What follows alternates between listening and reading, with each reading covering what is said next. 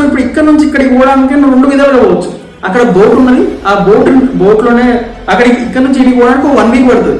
So ఆ బోట్లోనే food like నీ body maintain చేసుకోవాల్సిన ప్రతి ఒక్కటి అందులో ఉంటుంది. బట్ ఆ బోట్ కాస్ట్ అవుతుంది.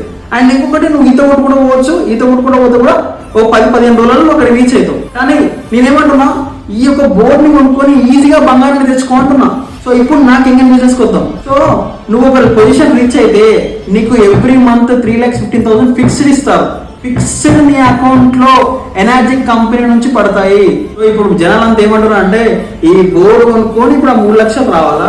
అరే బోర్డు వాల్యూ ఎంత? నీ life time n number of generation 3,15,000 వస్తున్నాయి. ఏది ముఖ్యమైనది, సో ఏది ఇంపార్టెంట్ అనేది నువ్వు డిసైడ్ చేసుకోవాలి.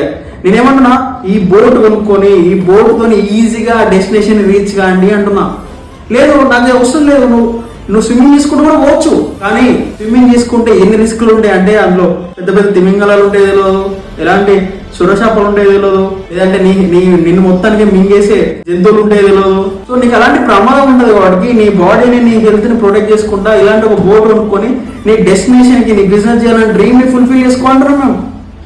అది కదా ఇంపార్టెంట్.